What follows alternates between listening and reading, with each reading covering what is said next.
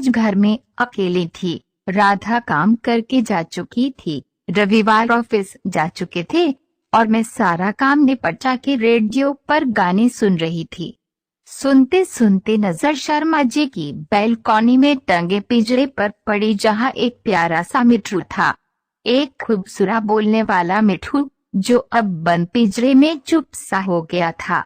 उसकी आंखें बस आकाश को देखती हुई आजादी का इंतजार करती थी, उड़ने का इंतजार करती थी। मुझे उससे हमदर्दी सी होने लगी। वो तो एक असहाय पंछी है, पर मैं तो इंसान हूँ। वो पिंजरा नहीं खोल सकता, पर मैं सारे दरवाजे खोल सकती हूँ। पर क्यों हूँ मैं जिस मुकाम पर?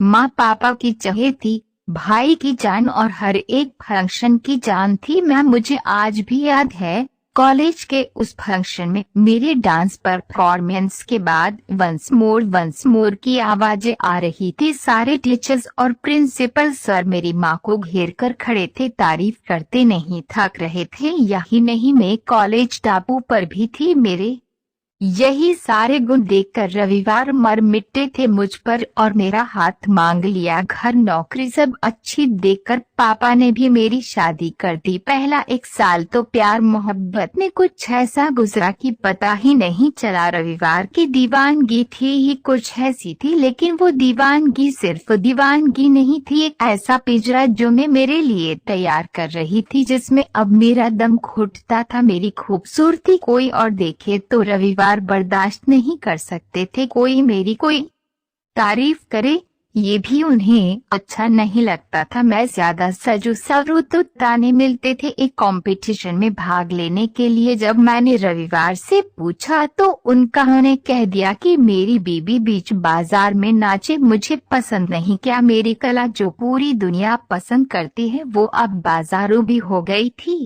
दिन ब दिन उम्मीदें मेरा दामन छोड़ रही थी और मैं उन 4 दीवारों में सिमटती जा रही थी। मेरा किसी पड़ोसी से बात करना भी रविवार को पसंद नहीं था। क्या यही प्यार था उसका जो मुझे कैद करता जा रहा था? शाम हो चुकी थी। मैं अपने लिए चाय बनाकर लाई और बैल्कनी में पी ही रही थी कि घंटी बजे। देखा तो रविवार थे और कुछ जल्दी में थे।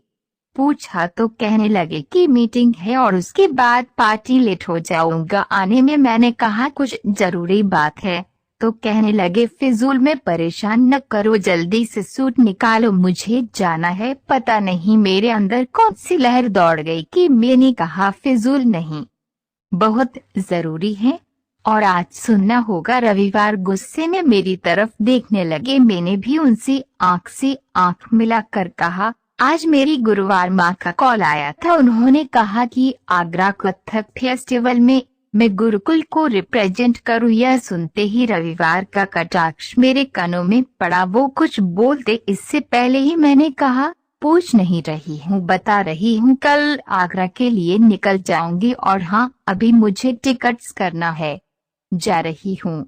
रविवार ने कहा, जा रही हो तो दोबारा इस घर में मत आना। मैंने कहा, घर और अलमारी की चाबियां टेबल पर रखी है, आपके जरूरी पेपर उस ड्रावर में हैं और आपको बोलने की जरूरत नहीं। मैंने घर छोड़ने का फैसला उस वक्त ही कर लिया था जब आपने मेरी कला को बाजारू कहा था। बस हिम्मत आज जुटा पाई हूँ। घर से बाहर आते ही महसूस हुआ जो खुशी एक अरसे से गुम थी, आज मिल गई। दिन गर्मियों के थे, हम सब संयुक्त परिवार में रहते थे। एक दिन मेरी कॉलोनी में कुछ खूबसूरत सी लड़कियों का आना हुआ। बात करने पर पता चला कि वो मुंबई से आई थी। हाव भाव चाल ढाल से एकदम शहरी। मैं जो कि अभी 13 की हुई थी, उनको देखकर बहुत प्रभावित थी। आखिर बात हुई, दोस्ती हुई, फिर घूमना, बातें करना। अक्सर मैं उनको देखकर उन जैसा बनने की कोशिश करती। समय बीतने लगा और कोशिश बढ़ गई, पर कोई तारीफ नहीं, बस कोशिश। पढ़ाई में होशियार थी। अब जो समय पढ़ाई का था वो सुंदर दिखने और तारीफ पाने में लगने लगा। उम्र का वो दौर, हार्मोन की उथल पुथल, सब कुछ जैसे अजीब था। एक सीधी साधी लड़की को अब उड़ना था, लेकिन किस दिशा में ये उसको नहीं पता था। समय निकलता गया, संयुक्त परिवार और काम के कारण माँ उतना समय नहीं दे पाती थी। पिता सरकारी नौकरी में थे जो कि दूसरे शहर में पदस्थ थे, लेकिन मेरे व्यवहार में अचानक आए परिवर्तन से वो भी अनभिज्ञ थे। आखिर पापा ने पूछ ही लिया, क्या बात है तनीषा, आजकल कहाँ मन रहता है तुम्हारा? मैं बोली, परीक्षा में अभी टाइम है, मैं कोर्स कवर कर लूंगी। पर मुसीबत बढ़ने वाली थी।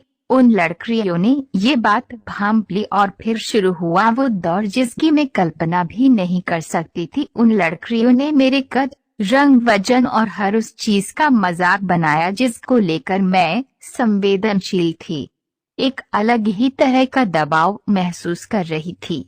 मेरा खाना खाने का दिल नहीं करता था, खाती भी थी तो उल्टी कर देती थी। मैं उदास रहने लगी। कितनी भी कोशिश कर लूं, मैं उन लड़कियों जितनी आकर्षक नहीं लग पा रही थी। असर ये हुआ कि उस वर्ष मेरा परीक्षा परिणाम बहुत बुरा रहा। समय निकल रहा था, मैं अंदर से कमजोर हो गई थी। फिर एक दिन मैंने ऐसे जीवन को खत्म करने का सोचा। बस किशोर मन यही सोच रहा था कि जब मुझ में कोई आकर्षण ही नहीं तो जीवन का अर्थ क्या। दिन और समय तय किया और इंतजार करने लगी। पर इसी बीच पापा ने फोन कर बुला लिया। जगह बदली, मन बदला, मरने का विचार आगे बढ़ा दिया।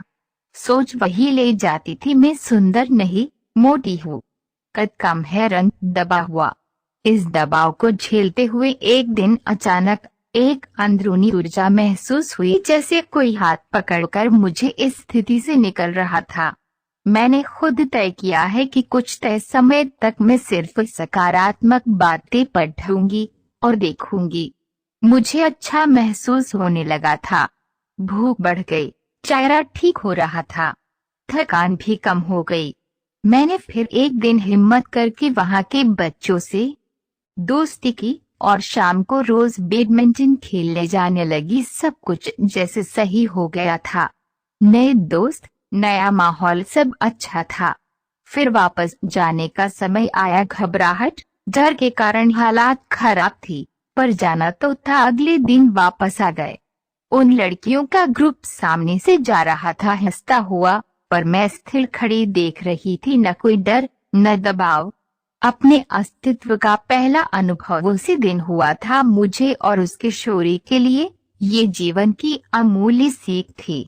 आज इतने साल बीत गए, लड़खड़ाई, बहुत उतर चढ़ाव देखे, पर उस दिन हिम्मत के जो पंख मिले उनने मुझे। दोस्तों, अगर आप हमारे इस चैनल पर नया है तो वीडियो को लाइक कर दीजिए, चैनल को सब्सक्राइब करना न भूलिएगा ताकि इसी तरह की रोमांचक वीडियो आपको मिलती रहे। मिलती है अगली वीडियो में, जब तक के लिए अलविदा दोस्त।